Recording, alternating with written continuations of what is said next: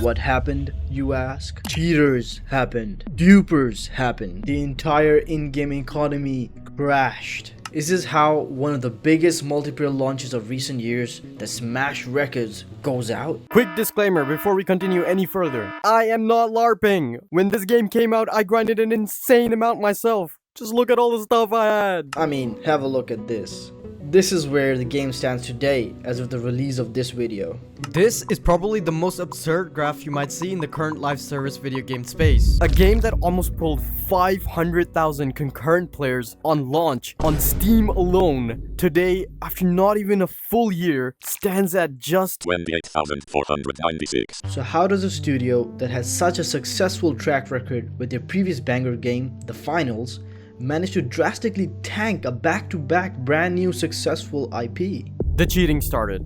At first, it wasn't bad. It was just, exploits, mostly people camping inside of walls, which did eventually start to get patched, but it was really annoying to die to situations like that. But then, it started to get worse. Streamers were already dealing with stream sniping, but the cheating situation started to drive them out of Arc Raiders because it started becoming unplayable. And that also led to one of Arc Raiders' biggest streamers at the time leaving the game, the Burnt Peanut. Live by the goop, die by the goop. You could grind for hours just to get the gear, hop into a match, and get killed from across the map from an osprey. Then you sit there questioning if getting divorced from Amanda and giving her the kids was worth it to grind the game. However, Embark had an amazing workaround, because if you reported a hacker and they got banned, you got your loot back, so it did not hurt as much. But now there's a speculation that they've removed the feature, which might be even worse for players and remove the incentive to even play the game anymore. The biggest thing benefiting Arc Raiders was how much content it made. The ability to talk to anyone in the lobby was amazing, and for content creators, that's the dream, because just a few games got them so much content, and that was the game's viral factor too. For a month or so, all you saw was Arc Raiders. People who hadn't played games in ages came back just to see what it was all about. But with cheaters rampant, that viral factor started to dwindle. The difference between cheaters and extraction shooters versus any other genre is gear. When you die to a hacker in Cheater 6 Siege, I mean Rainbow Six Siege, you say a few cuss words, curse the dude's family, put black magic and hope they never live, and then you move on to the next badge. But with an extraction shooter, you lose everything you brought in and grinded for a couple of hours or even days for. Extraction shooters cannot have cheaters, or else it would literally become unplayable. And finally, Embark responded. The Nouveau rolls out Embark's solution to cheaters. And everything was fixed. Roll the credits. Or so we thought. It turns out that the rollout has done nothing to stop the hackers, and they're still rampant. But you know what they say, there's always a bigger Asian. Hey buddy, I don't think that's how it goes. You see, hackers aren't the only thing killing the game. Every live service shooter game out there has some sort of hacker problem. What hackers are we talking about, guys? How many subscribers do we get? 10, sir, 10! Tell them to subscribe, or else you aren't getting food for the next 3 days. Please subscribe, please! Please subscribe, please! But there was something deeper at play due to the rise of the dupers. Somehow, people found a way to dupe every rare item in the game, causing an absolute meltdown of the in-game economy. You see, hackers infected the PvP gunfights out of the game, and dupers came in and killed the incentive to grind for any type of rare loot. You hop in a game, and it's a hello, with every player running the highest tier weapon, just doing no brain PvP because they have 20 other copies of the same gear in their inventory. Dupers have created a black market as they started to sell their duped loot to players within the game lobbies for real money, especially on Asian servers. They found a bypass for trading. Since the game doesn't allow trading or doesn't even have it as a feature, they have Discord servers to do that. And they also go and buy cheap Steam accounts and then dupe on them and then sell that for real money. It has gotten to the point where the community has taken matters in their own hands, as vigilantes have emerged and have started hunting dupers as a self-made PvP mode. Where are the dupers? Do you know where the dupers are? Huh? No? Where are the dupers?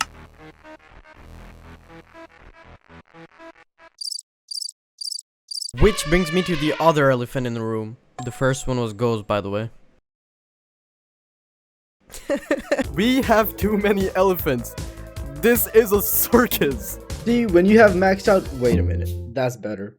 See, when you have maxed out your workbenches and your gear and have replayed hundreds of matches, repeating the same gameplay loop of looting, extracting, it starts to lack meaning. The game's content update cycle has been really dry, which has been too slow to sustain the massive player base it started off with.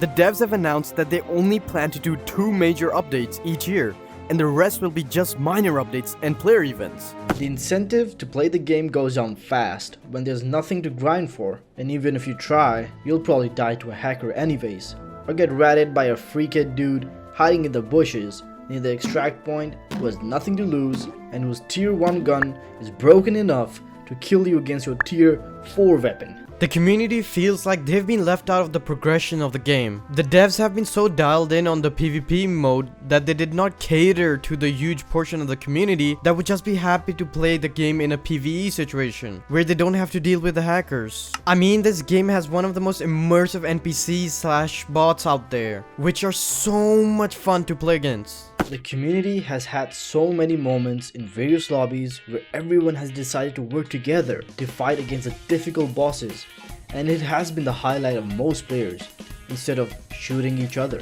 Why not capitalize on that aspect? Marathon has recently announced their move towards trialing a PvE mode to retain the casual player base and providing options to the players. Let the players play the game how they like it. Give them options. That's how you cater to both try-hard PvP players like me and casual gamers who just want to have fun with friends because they can't aim good like Ghost. Thanks for that, Doc. That really helped me. No problem. Remember, it was just an early access. It was just a nightmare. Don't worry about it.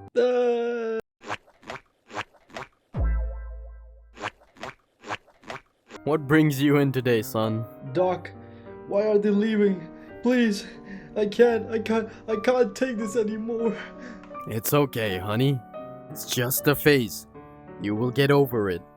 Time heals all wounds, remember. 2 hours later.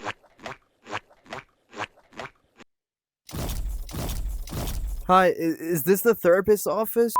However, there is a thing, as the modern generation likes to call it, LARPing, and there's no limit to it. The crowd mentality is extremely strong, and if the narrative is controlled by the loud minority, things can change really fast. One guy uploads a video, another reacts to it, Twitter clips it, TikTok puts it on AI generated captions, Reddit posts a screenshot, and someone on Instagram steals it, and then there's someone on YouTube with the YouTube shorts with their head in the corner doing this. And the sad reality is that the current algorithms of social media only make it worse. Conflict, hate, anger all result in engagement, and engagement results in more views. And apps like Twitter paying based on engagement, we get something called engagement baiting. That results in making it spread faster. With the algorithm shoving it in front of your face every second, the cycle of hating something starts. Potential new players don't want to play the game anymore, now because of the bad reputation, and now the game isn't growing anymore because of the hate that the game is receiving, and the cycle keeps feeding itself. Arcraze right now only has 6% of its peak concurrent player base, which you may think is insane, and that clearly the developers aren't caring enough for the game. But that's not entirely true. Helldivers 2 also has 6% of its player base. The Finals only has 3.5%. Diablo 4, Hunt Showdown, Escape from Tarkov, and the list keeps going on. Every single one of these games experience enormous peaks, followed by significant declines. That's the rule, not the exception. The mistake people often make is assuming that a launch peak is supposed to become the new normal. It isn't. Launches are fueled by curiosity. People buy the game because everyone else is. Friends convince each other, and that level of attention is impossible to sustain forever. Eventually another game will release, another trend will appear, another viral multiplayer title will take over like Mecha Chameleon. Players move on. Losing players after launch doesn't automatically make a game dead. If that were true, Almost every successful live service game released over the last 10 years would qualify as a failure. And don't even dare show me CSGO, because half of their player base is bots sitting in deathmatch, kicking people, or just trading bots. Think about the comparison of Arc Raiders as two restaurants. Make the other restaurant any other game. Let's say that one restaurant has 50 customers and the other only has 25. You walk past it and you assume the first restaurant is twice as successful. But in reality, the second restaurant might serve way more customers in the course of the entire day.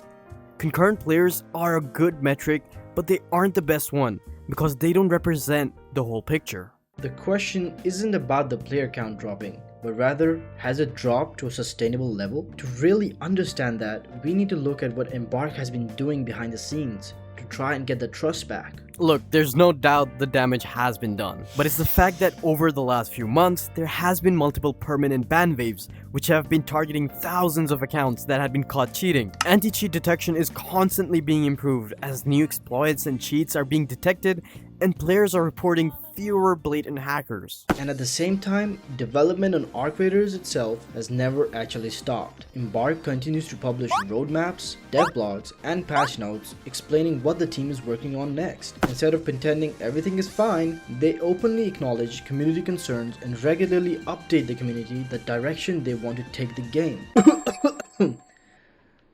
Yeah. They have dropped massive updates like Riven Tides and Frozen Trails. Whether you enjoyed the updates isn't really the point. The point is that the game is not abandoned.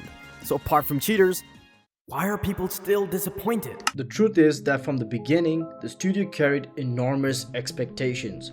It was founded by industry veterans, many of whom have worked in the biggest AAA shooters ever made. There was already a level of confidence surrounding the team because players recognized the talent behind it. And when they dropped the finals, it proved that Embark was talking the talk and walking that damn walk. The finals felt so different from the industry with fully destructible environments, different gunplay, and visual representation that was extremely unique. It showed Embark was a risk taker and built something fresh. And that's the exact reason the backlash is hitting harder. If it was any other smaller company or newer devs, people would be much more lenient because people automatically expect Arc Raiders to succeed. Nobody will spend months arguing about a game they never cared about. Nobody will keep writing essays on Reddit or making an hour-long YouTube video debating every update if they truly moved on. Frustration comes from the people who believe the game can become something special. So, is Arc Faders actually dying? You know, like fading away? No? No? The reality is that the game's honeymoon phase finished while entering the dark ages of exploits and cheating, which every live service game faces eventually. To blame just the cheaters and exploits is only looking at one side of the story. If Embark continues to fight back and listen to the community needs, the graph will turn upside down because the core player base really wants to stick around. A narrative has been spread online and accepted as a fact by the large player base, and changing people's mind is often much harder than changing a video game. With constant updates that show a positive direction for the game, players will return. Add the PvE mode, fix the gun balancing, focus on making PvP more enjoyable with more game modes, and be more transparent with the community. I don't know, man, get Jinxie on it. Ender Dragon. The game can truly be brought back to its prime. It just needs love. That's all it asks. A little bit of love. Let us know in the comments what you guys want in the game that will bring you back. To all the days we were together, to all the time we were apart of each other's lives, heart to heart. And so I had a late arrival, so we never saw the start.